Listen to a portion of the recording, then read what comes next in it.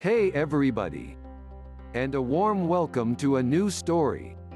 Today's story is called Lie About Giving Me a Raise. Say Goodbye to Your Income.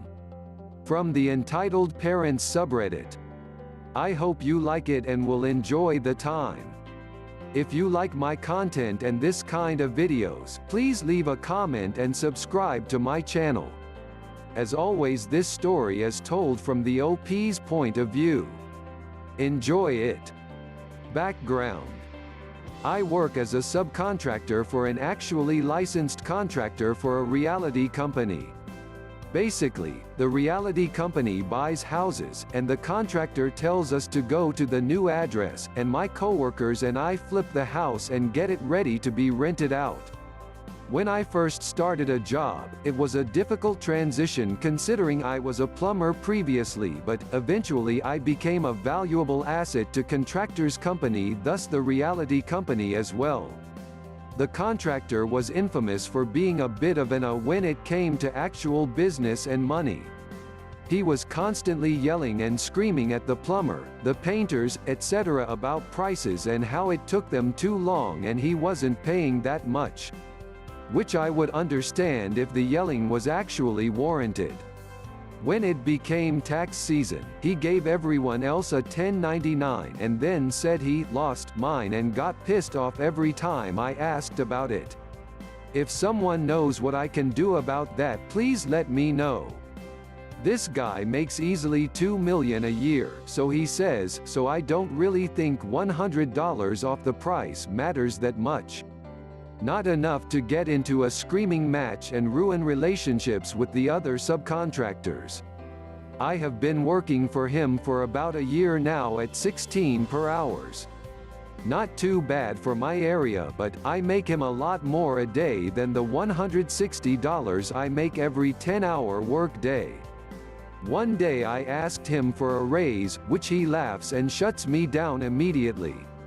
After that, I decide to work harder, get houses done faster, and show him that I deserve a raise. A few months later, I decide to ask for a raise again, but not as directly. How could I be more useful to the company? So, I can increase my productivity, and both of us can make more money. He said, get a van and a trailer and then we can talk about more money, in his normal gruff tone that says, shut up and get back to work. After that day, I worked side jobs here and there. Worked a lot later than I usually would, and even all throughout the weekend. Saving up as much money as possible. I sometimes wouldn't eat some days just to save that little bit of money. He loved how much I was getting done and I could practically see the dollar signs in his eyes when I told him all that I got done every day.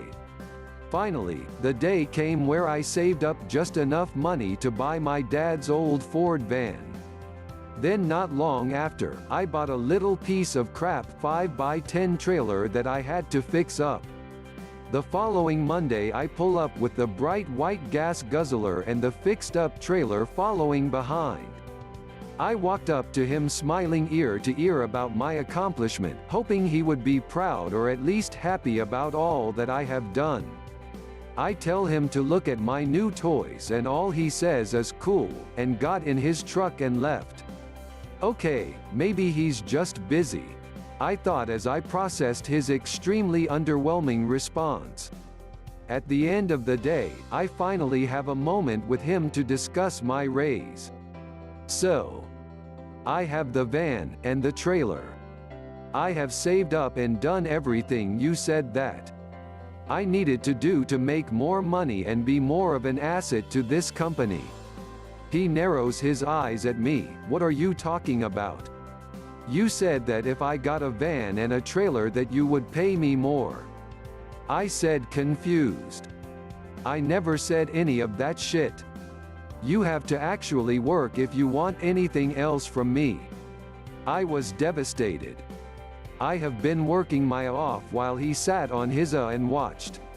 I followed every instruction, completed in the very least 2 houses a week, which he makes about $5,000 per house or so he says.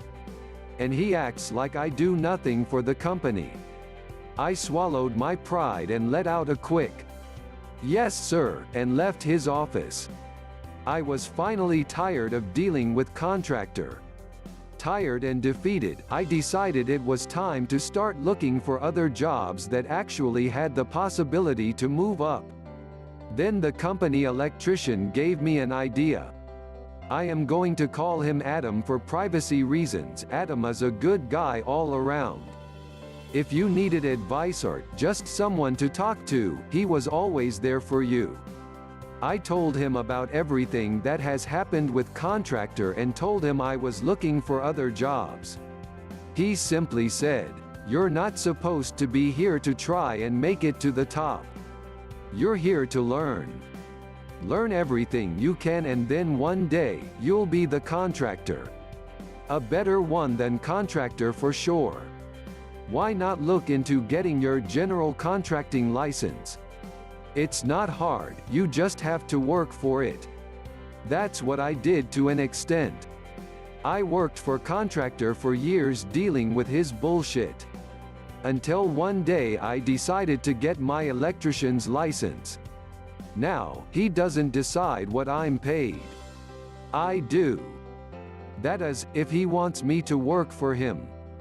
And if not, then I have other customers to make my living. I took his words to heart and came up with a plan.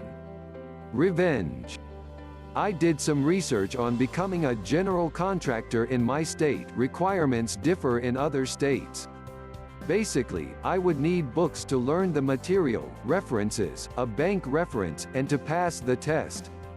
The books were pretty expensive. With bills, taking care of my family and a monthly van payment, it seemed impossible for now. Until I found a group following in my area that needed a handyman to do a variety of things. Perfect. Extra money. Soon, my name started blowing up in my small town. I did everything from repairing fences, to installing toilets. I took everything I learned from plumbing and from working for contractor and used it to build a reputation. References, check. This is when I decided it was time to open my own business. Again, I did my research and learned all I had to do to open said business. I'll spare you the details, but it was basically business license, how to get an LLC, liability insurance, think of a name not already taken, blah blah blah. It took a while, but I sent in all that I had and prayed to whatever God is there for me to be invited to take the test. I waited and waited until about 3 weeks and finally I got a letter inviting me to the next test. It was a 3-hour drive and on a Tuesday. Great, another speed bump. Have to miss work and pay $300. The day of the test came, and I panicked. It was open book, but I eventually ran out of time and didn't get to finish. I was so disappointed in myself that I basically gave up. I just decided to keep working my job and a little side business. A week later I was holding my son. He is a beautiful blonde-haired, blue-eyed reflection of myself. After I managed to get him to sleep, I stared at him and wondered if I would be able to give him a better life than I had. I remember growing up in shitty trailers, being hungry and made fun of at school because I wore clothes from Walmart. Not the best way to grow up, but I had a roof over my head. I always wanted video games that my friends had but never got it. I wanted to go to trampoline parks and water parks. I've only been once in my entire life. That's about when my resolve renews itself within me. I had to do this. Not only for me but for him. I saved up all over again and came up with the $300 and requested for a retake of the test. I took practice tests online, so I was ready. The day came and I barely managed to pass. But I still passed the test and received my license. Now time for the fun part. With all of the time passing, I became pretty close friends with the owner of the reality company. Going to BBQs, stopping to tell him some corny joke I saw on Facebook, he loved puns, and doing extra tasks not under contractor. One day, I came into his office and saw some invoices from contractor 1 his desk. I just said, "Wow, that's how much you're paying him. Dude, he should at least take it a little bit easy on you being that you have known each other for so long." He just nodded and said, "You think so," and he just looked at the papers more.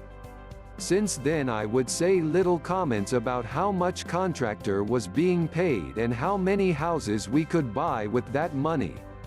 Just planting seeds in his mind that I slowly water until they turn into a beautiful garden of resentment. Finally, owner calls me and wants me to come to his house for a beer and to talk business. We've done this a few times before. It's usually about his wife or hit last time he played golf. I pull into his driveway, and he told me to meet him out back. After the usual "how are yous," he tells me that him and contractor had a bit of an argument and they are limiting him from now on. Then, he turned to me and said, "There is a meeting Friday. I want you there at 9 o'clock. I hesitate. I wasn't sure what it could have been. You know how your parents would ask, "Do you have something to tell me?" And as a kid you would go into a panic and think about all the bad shit you did at school. No. Just me. Okay. Sure, I'll be there. I managed to say calmly through a scrambled mind. A few beers and stories about fishing trips, I headed home. That was today. April 30th 19. I was so excited to write this, I started as soon as I got home. The meeting is on Friday. If you want me to, I'll update after the meeting. Sorry it was so long. I guess I was excited, scared of what is about to happen. The way I see it, it can go one of two ways. I could be asked to take contractor's place and have contractor work for me. They thought about what I had said about prices, and they came to an agreement that they need to confront me and/or fire me. I'll let you know when I do. Thanks for reading. What do you think about this story? Tell me your thought in the comments. If you like the story and the content, please leave a like, subscribe and share this video. Also have a look into my playlist for more entertaining stories.